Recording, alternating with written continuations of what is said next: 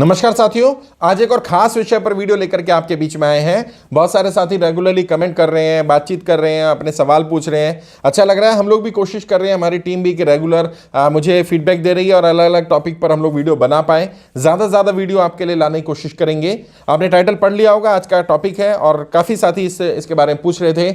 और स्पेशली जब उन्हें स्ट्रैटेजी के बारे में पता चला कि हम स्ट्रैटेजिस्ट तो नहीं बन पाएंगे, लेकिन क्या हम इलेक्शन मैनेजर बन सकते हैं, और अगर बन सकते हैं तो इलेक्शन मैनेजर को बनने के लिए क्या क्या हमें करना पड़ेगा, और इलेक्शन मैनेजर बनने के बाद क्या करना होता है, उसके बारे में थोड़ी जानकारी दें। तो मैं कोशिश करूंगा इस वीडियो में आपको बताऊं इलेक्शन मैनेजर का क्या रोल होता है और कैसे आप एक अच्छे इलेक्शन मैनेजर बन सकते हैं, और इलेक्शन मैनेजर बन के आपको क्या क्या काम करने होते हैं। सबसे पहली चीज तो आजकल इलेक्शन मैनेजमेंट बहुत ज्यादा फेमस हो चुका है और आजकल इलेक्शन एक प्रोफेशनल चीज बन के रह गया है। इलेक्शन पहले वाला इलेक्शन नहीं रहा है। और पिछले 2-3 चुनाव की अगर बात करें, पिछले 10-12 साल से पूरा प्रोफेशनल मैनेजमेंट का इस्तेमाल इलेक्शन में किया जा रहा है और हो रहा है। आप करें ना करें, सामने वाला उम्मीदवार करेगा ही, और मैक्सिमम उम्मीदवार आप कर भी रहे हैं। तो इसमें इलेक्शन मैनेजमेंट है क्या? मोटे मोटे तौर पर अगर हम बात करें तो 20 चीजों का मैनेजमेंट है जिसको इलेक्शन मैनेजमेंट कहा जाता है। अब वो 20 चीजें तो यहाँ नहीं सिखाई जा सकती क्योंकि वो हमारी ट्रेनिंग का पार्ट है। हम लोग सिखाते हैं जो लोग इलेक्शन मैनेजर बनना चाहते हैं। ये हमारा कोर्स है प्रैक्टिकली, जिसको हम लोग सिखा सकते हैं, ट्रेनिंग ले सकते हैं आप भी, और बहुत सारे लोग ट्रेनिंग लेते भी हैं। लेकिन ये वीडियो डेवलप करने का पर्पस ये था कि जो लोग ट्रेनिंग नहीं ले पा रहे हैं किसी कारण से, या जिनकी फाइनेंशियल कंडीशन अच्छी नहीं है, या जो आहिस्ता आहिस्ता किसी पार्टी में या किसी उम्मीदवार के साथ जुड़कर इलेक्शन मैनेजर के रूप में काम करना चाहते हैं, तो कम से कम उन्हें एक रास्ता मिल जाए कि कैसे काम करें। तो सबसे पहला काम क्या है? जैसे मैंने बताया 20 चीजों का मैनेजमेंट है। मोटे मोटे तौर पर मैं बताता हूं क्या क्या है। एक तो कॉन्स्टिट्यूंसी मैनेजमेंट और कैंडिडेट मैनेजमेंट सबसे अहम होता है। इलेक्शन मैनेजर का सबसे बड़ा रोल यही है। स्पेशली पार्टी स्तर पर अगर हम बात करते हैं तो पार्टियां, कैंडिडेट तो उनके पास होते हैं, कॉन्स्टिट्यूंसी भी उनके पास होती है, लेकिन वो चाहते हैं कि हमें कौन सी कॉन्स्टिट्यूंसी में कौन से कैंडिडेट को उतारा जाए। इसको हम लोग कैंडिडेट मैनेजमेंट बोलते हैं। कॉन्स्टिट्यूंसी फिक्स है, कैंडिडेट फिक्स नहीं है। कैंडिडेट बहुत सारे हैं, तो अब वो क्या करती है पार्टी इलेक्शन मैनेजर को जिम्मेदारी दे देती है, भाई आप बताइए आपके सर्वे के हिसाब से, आपके समीकरणों के हिसाब से हमें किस उम्मीदवार को वहां से उतारा जाए, किस कॉन्स्टिट्यूंसी से, तो वहां जीत की संभावना हमारी बढ़ेगी। और जनरली लोकसभा स्तर पर इलेक्शन मैनेजर अपॉइंट किए जाते हैं। तो मान लीजिए विधानसभा, एक लोकसभा में 5 या 6 या 10 विधानसभाएं हैं, तो उन 10 के लिए उनको कैंडिडेट ढूंढने। अब वो कैंडिडेट की लिस्ट ले लेते हैं पार्टी से, या पार्टी खुद भी देते हैं कि ये हर सीट पर हमारे प्रोबेबल 5-5, 4-4 दावेदार हैं, अब आप सुटेबल कैंडिडेट हमें फाइंड आउट करिए। तो कुछ फिक्स पैरामीटर होते हैं जिनको हम आइडेंटिफाई करते हैं। विनिबिलिटी फैक्टर देखते हैं, जातिगत समीकरण देखते हैं, विरोधी कौन है वो देखा जाता है, किस तरह से चुनाव की वहाँ की रणनीति बनेगी, और क्या कौन से मुद्दे हावी रहने वाले हैं। पिछले 3 चुनावों का हम लोग सर्वेक्षण जरूर करते हैं कि पिछले 15 वर्ष से, या 3 चुनाव से, 15 वर्ष भी नहीं तो लास्ट के 3 चुनाव, मान लीजिए कोई बाई इलेक्शन भी हुआ हो, तो लास्ट के 3 चुनावों का क्या पैटर्न रहा है, वोटिंग पैटर्न किस तरह का रहा है, और जनता किस आधार पर वोट कर रही है। इन सबको देखने के बाद हम लोग कैंडिडेट फाइनल कर सकते हैं या कैंडिडेट की एक लिस्ट तैयार कर सकते हैं। तो ये कैंडिडेट मैनेजमेंट हुआ। और जब कैंडिडेट आ जाएगा चुन करके, मतलब फाइनल होकर के, तो उस कैंडिडेट का मैनेजमेंट भी है। उसकी पर्सनैलिटी का है, उसकी ट्रेनिंग्स का है, उसकी कम्युनिकेशन का है, ड्रेस का है, स्पीचेस का है। ये मैनेजमेंट भी इलेक्शन मैनेजर ही देखेगा। इसको हम लोग कैंडिडेट मैनेजमेंट बोलते हैं। एक दूसरा होता है कॉन्स्टिट्यूंसी मैनेजमेंट, जहां कैंडिडेट फाइनल है, कॉन्स्टिट्यूंसी फाइनल नहीं है। अब वहां क्या होगा? वहां कैंडिडेट तो पता है चुनाव लड़ेगा, लोकसभा स्तर पर हमें मालूम है XYZ परिवार का व्यक्ति या कोई भी उनका खास व्यक्ति चुनाव लड़ेगा। अब ये नहीं मालूम कौन सी कॉन्स्टिट्यूंसी से लड़ेगा। एक लोकसभा में 10 या 5 या 6 विधानसभाएं। अब कौन सी विधानसभा से लड़ेगा वो व्यक्ति, उसको फाइनल करने की जिम्मेदारी कई बार इलेक्शन मैनेजर को दे दी जाती है। आप फाइनल करके बताइए आपके हिसाब से कौन सा व्यक्ति ठीक रहेगा या कौन सी कॉन्स्टिट्यूंसी हमें ठीक रहेगी। अब आपने क्या करना है? आप कॉन्स्टिट्यूंसी को मैनेज कर रहे हैं। सेम वही पैटर्न होगा। कुछ फिक्स पैरामीटर हैं जिन पैरामीटर के आधार पर आप कॉन्स्टिट्यूंसी को जज करते हैं कि कौन सी कॉन्स्टिट्यूंसी का क्या पैटर्न रहा है।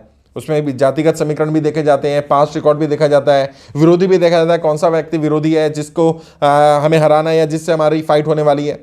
कई बार कहीं डमी खड़ा करना है तो डमी खड़ा करने की जरूरत पड़ेगी या नहीं पड़ेगी, या कोई ऐसा व्यक्ति है जो उनके गुट का है जिससे तोड़ा जा सकता है। तो बहुत सारे समीकरण देखने पड़ते हैं। इसको हम लोग कॉन्स्टिट्यूंसी मैनेजमेंट बोलते हैं। तो एक कैंडिडेट मैनेजमेंट हुआ, एक कॉन्स्टिट्यूंसी मैनेजमेंट हुआ। इसके बाद है कैंपेन मैनेजमेंट, जो सबसे बड़ा इंपॉर्टेंट पार्ट होता है कैंपेन का। पूरा इलेक्शन को मैनेज करने के लिए जो स्ट्रेटजिस्ट होते हैं वो इलेक्शन मैनेजर अपॉइंट करते हैं, जो कैंपेन को हेड कर रहा होता है। और सारा कैंपेन, मतलब जिसमें ऑफलाइन, ऑनलाइन, सोशल मीडिया, सब कुछ कैंपेन मैनेजर का काम होगा। उस सारे कैंपेन को मैनेज करना, कब कौन सा स्लोगन जाना चाहिए, कब कौन सी बात जाएगी, पैम्फलेट कौन से होंगे, 75 वेज ऑफ प्रमोशन है, जो प्रमोशनल मटेरियल है कौन कौन सा यूज होगा, कौन सा यूज नहीं होगा। क्योंकि सारे ही फॉर्मूले 75 के 75 वेज जो प्रमोशन के हैं वो एक ही कॉन्स्टिट्यूंसी में यूज हो या हर कॉन्स्टिट्यूंसी में यूज हो, ये जरूरी नहीं है। कुछ उनमें से किसी कॉन्स्टिट्यूंसी में यूज हो भी सकते हैं, कुछ नहीं भी हो सकते हैं।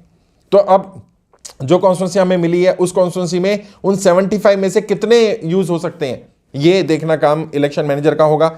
अच्छा, जैसे मैंने बताया पैम्फलेट हो गया, तो पैम्फलेट का डिज़ाइन, स्लोगन क्या जाना है, हमारे मुद्दे कब जाने हैं, हम अपना मैनिफेस्टो कब रखेंगे, मैनिफेस्टो का क्या पार्ट हमें सामने रखना है, किसी बड़े नेता की अगर हमारे यहाँ रैली हो रही है जो हमारा स्टार प्रचारक है तो उसको कब बुलाना है, उसका रोड शो होना है तो रोड शो की क्या भूमिका होगी, रोड शो होगा कि नहीं होगा। पूरा जो 15 दिन हमें कैंपेन के लिए मिलते हैं, उस कैंपेन में उस इलेक्शन मैनेजर का काम पूरी कॉन्स्टिट्यूंसी के हर तरह के कैंपेन को मैनेज करने का है। वो आगे इलेक्शन जो कैंपेन हेड है या कैंपेन मैनेजर है वो क्या करेगा, वो हर एक विंग के लिए अलग अलग भी कर सकता है। आउटडोर के लिए अलग कर दिया, एक व्यक्ति को जिम्मेदारी दे दी, और सोशल मीडिया के लिए एक व्यक्ति को दे दी, क्योंकि अभी आजकल सोशल मीडिया बहुत प्रोमिनेंट टूल हो गया है प्रमोशन का, और उससे इम्पैक्ट भी पड़ रहा है क्योंकि हवा बनाने में बहुत काम आ रहा है। और राजनीति में आपको पता ही है कि हवा या लहर बनाना बहुत महत्वपूर्ण होता है, और कभी सिखाएंगे भी इस पर कि लहर कैसे बनती है। वैसे एक वीडियो भी इस पर डेवलप की गई थी कि किस तरह से उम्मीदवार अपनी लहर बनाते हैं, कभी डिटेल में भी इस पर बात करेंगे। लेकिन उसके लिए भी एक अलग इलेक्शन मैनेजर चाहिए होता है जो सोशल मीडिया मैनेज कर ले, या पूरा आउटडोर एक व्यक्ति देख ले, इंडोर एक व्यक्ति देख ले। इसके बाद अगला जो मैनेजमेंट इलेक्शन में करना होता है वो होता है पब्लिक मीटिंग का मैनेजमेंट। जो पब्लिक मीटिंग ऑर्गेनाइजिंग टीम है उन टीमों के साथ कोऑर्डिनेशन करना, क्योंकि वो बहुत महत्वपूर्ण है। कई बार क्या होता है कि पब्लिक मीटिंग टाइम पर नहीं हुई है, टाइम पर सभा शुरू नहीं होगी तो खत्म नहीं होगी, और अगर खत्म नहीं होगी तो जो आगे हमारे उम्मीदवार को जाना है उम्मीदवार वहाँ समय पर नहीं पहुँच पाएगा। और बहुत बार ऐसा होता है, कई बार मीटिंग कैंसिल करनी पड़ जाती है। कई बार तो विधानसभा स्तर पर एक ही उम्मीदवार को 10-10, 12-12 सभा एक दिन में करनी है, सुबह से लेकर शाम तक।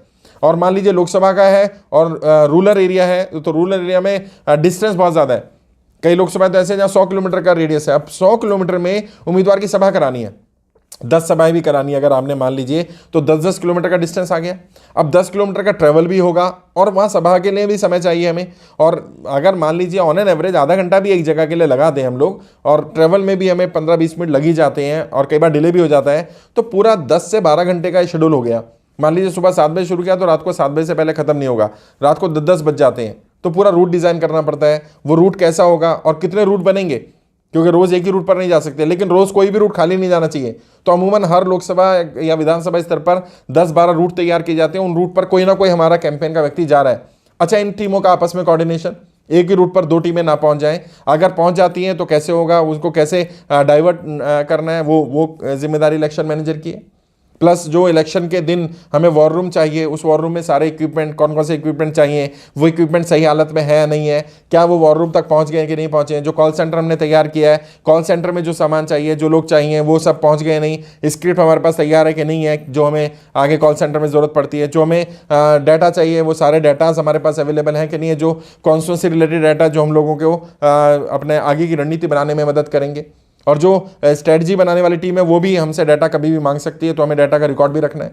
प्लस जो 9 टीमें होती हैं इलेक्शन मैनेज करने के लिए, 9 टीमें लगती हैं, उन टीमों के आपस का बीच का कोऑर्डिनेशन इलेक्शन मैनेजर का होता है, ताकि टीमों में कोऑर्डिनेशन सामंजस्य रहना जरूरी है। पता चला एक टीम कुछ और कह रही है, दूसरी टीम कुछ और कह रही है, या इन टीमों में आपस में कोऑर्डिनेशन नहीं है। पब्लिक मीटिंग ऑर्गेनाइज करने वाली टीम काम कर रही है लेकिन परमिशन लेने वाली टीम ने परमिशन ही नहीं ली है, या परमिशन ले लिया लेकिन पब्लिक मीटिंग ऑर्गेनाइजिंग टीम को नहीं मालूम है कितनी परमिशन होर्डिंग के लिए ली गई है, जो पेड होर्डिंग है हमारी पेड साइट से, कितनी गाड़ियों की परमिशन है हमारे पास, वो सब आपस में कोऑर्डिनेशन होना जरूरी है। और इलेक्शन में जो सबसे बड़ी दिक्कत आती है, जिसके लिए इलेक्शन मैनेजर का रोल होता है, क्या इलेक्शन में लोगों को जब काम दिया जाता है तो ज़्यादातर लोग ये बोलते हैं काम हो गया, और हमारे पास क्रॉस चेकिंग मैकेनिज्म नहीं होता है। तो इलेक्शन मैनेजर का एक बहुत बड़ा रोल क्रॉस चेकिंग मैकेनिज्म का होता है कि जो काम कहा जा रहा है हो गया, वो एक्चुअल में हुआ है कि नहीं हुआ है तो कितना हुआ है, क्या जितना बताया जा रहा है, जैसे बताया जा रहा है वैसे हुआ है, या उसका पैटर्न चेंज है। कहीं हो सकता है हमें कुछ और बताया जा रहा हो, वास्तविकता कुछ और हो। तो हमें यह भी देखना पड़ता है कि वो टीम इलेक्शन मैनेजर या जो रणनीतिकार हैं, रणनीतिकारों की टीम ये भी मैनेज करने का काम करें, फीडबैक मैकेनिज्म तैयार करके दें हमें।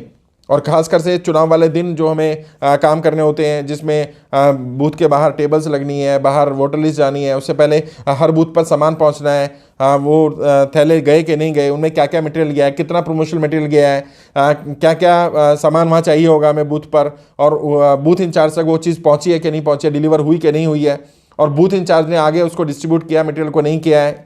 अगर सुबह टाइम पर लोग पहुंचे हैं तो कितने बजे रिपोर्टिंग हुई है, कितने बजे से कितनी % वोटिंग हो गई है, हमारे अपने लोगों ने वोट डाला है कि नहीं डाला है, क्योंकि हमें वोटर्स को भी मैनेज करना है। तो बहुत सारी चीज़ों का मैनेजमेंट है, ट्रांसपोर्ट मैनेजमेंट भी है, वोटर्स मैनेजमेंट भी है। अब सारी बातें तो खैर मैं यहाँ नहीं बता सकता, जैसे मैंने बताया ये हमारी ट्रेनिंग का पार्ट है। ये बहुत सारे लोग प्रोफेशनल ट्रेनिंग ले रहे हैं, तो अगर आप प्रोफेशनल ट्रेनिंग लेना चाहें तो हमारे इंस्टीट्यूट से बात कर सकते हैं, हमारे साथ जुड़ सकते हैं। और अगर प्रोफेशनल ट्रेनिंग नहीं लेनी है तो किसी नेता के साथ जुड़ करके ये काम करना शुरू करिए। थोड़ा थोड़ा हमारी वीडियो से सीख लीजिए। हमारा कुछ छोटा मोटा कोर्स कंटेंट है, या जैसे हमारी अगर प्रीमियम ट्रेनिंग ले लेंगे तो सिर्फ 4,000 रुपये पर मंथ देकर के आप यूट्यूब के थ्रू ही बहुत सारी चीज़ें सीख जाएंगे इलेक्शन मैनेजमेंट से रिलेटेड। तो आपको होगा क्या, 4-5 महीने भी पैसा खर्च करके आपको 15-20 हज़ार रुपये में एक अच्छी इन्फॉर्मेशन मिल जाएगी कि आप इलेक्शन मैनेजर कैसे बने, ताकि जब आप किसी से काम लेने जाएं तो कैसे काम मांगा जाएगा, कैसे अपनी बात रखनी है, क्या क्या करना है। क्योंकि हर कोई जब भी आप किसी के पास जाएंगे काम के लिए तो सबसे पहला सवाल क्या पूछेगा, वो पूछेगा आपने पहले कभी काम किया है कि नहीं किया है, काम किया तो क्या रिजल्ट रहा है, क्या रिकॉर्ड रहा है। क्योंकि ये दिक्कत हमें भी आई, शुरुआत में हमने भी ये फेस किया। जब हम किसी के पास काम के लिए जाते तो सबसे पहला सवाल यही करते थे कि आपने किसी के लिए काम किया कि नहीं किया। जो स्ट्रेटजीज बनते हैं वहां भी वही ये वीडियो में बताया, सबसे बड़ी समस्या यही है कि नए व्यक्ति को काम मिलेगा नहीं, और काम मिलेगा नहीं तो आप पुराने बनेंगे नहीं, आपको एक्सपीरियंस आएगा नहीं। तो ये एक चैलेंज होता है, ताकि अगर आप थोड़ी बहुत चीज़ें सीख कर जाएंगे और ये बातें बताएंगे तो सामने वाले को लगेगा कि हाँ आपने कोई ना कोई इलेक्शन मैनेज किया है, और कम पैसे में काम करिए ना, क्योंकि पैसे तो बहुत हैं। इलेक्शन मैनेजर अगर एक कॉन्स्टिट्यूंसी से विधायक लेवल पे बात करूं तो 5 से 6 लाख रुपए, और हम जैसे लोग 8-8 लाख रुपए ले लेते हैं। काम सिर्फ मैनेज करने का है, बाकी जो मैन पावर होगा, मैन पावर का खर्चा अलग है। जो मैन पावर यूज़ होगी उसके लिए वो लोग एक्स्ट्रा पे करेंगे आपको, और जो होर्डिंग्स बैनर्स उन पर जो खर्चा आएगा वो भी एक्स्ट्रा होगा। लेकिन सिर्फ मैनेज करने के लिए 5 से 6 लाख रुपए, 8 लाख रुपए तक विधानसभा लेवल पर, लोकसभा लेवल पर 16-16 लाख रुपए मिल जाते हैं। तो पैसा अच्छा है, और एक इलेक्शन मैनेजर एक इलेक्शन में एक समय में 8-10 कॉन्स्टिट्यूंसी को आराम से मैनेज कर सकता है, और अगर ज़्यादा कॉन्स्टिट्यूंसी मिल जाती है तो टीम भी डेवलप कर सकता है। तो पैसा है, लेकिन थोड़ा जिम्मेदारी का काम भी है। तो आपको ये भी देखना पड़ेगा कि आप ये जिम्मेदारी काम कर पाएंगे, तभी इसमें एंटर करिएगा। क्योंकि एक बार अगर आपकी इमेज खराब हो गई कि आप अच्छा मैनेज नहीं कर पाए, और अगर सामने वाला, देखिए हार जीत लगी रहती है, लेकिन अगर कहीं मैनेजमेंट के फॉल्ट की वजह से चुनाव हारा जाता है, या मार्जिनल चुनाव हारता है जहां 1000, 2000, 3000 का वोट का होता है, तो वो मैं मैनेजमेंट का फेलियर मानता हूं। क्योंकि इतने वोट मैनेजमेंट के थ्रू लाए जा सकते थे, अच्छा मैनेजमेंट करके लाए जा सकते थे। मैंने कोशिश की इस वीडियो में आपको गाइड करने की, आगे भी रेगुलरली गाइड करते रहेंगे। आपने चैनल को सब्सक्राइब कर ही रखा होगा, नहीं करा तो चैनल को सब्सक्राइब करिए। अगर ज्वाइन करना चाहें, जैसे मैंने बताया, तो आप बेसिक ट्रेनिंग ले सकते हैं, एडवांस ट्रेनिंग ले सकते हैं, लीडरशिप ट्रेनिंग ले सकते हैं, प्रीमियम ट्रेनिंग ले सकते हैं, जिसमें ये सारी चारों ट्रेनिंग आपको मिल जाएंगी। और सब्सक्राइब के साथ जाएंगे तो ज्वाइन बटन वहीं पर दिया हुआ है। आगे भी कोशिश करेंगे आपको गाइड करते रहे। आज के लिए इतना ही। आपके उज्जवल राजनीतिक भविष्य के लिए हार्दिक शुभकामनाएं। जय हिंद, जय भारत।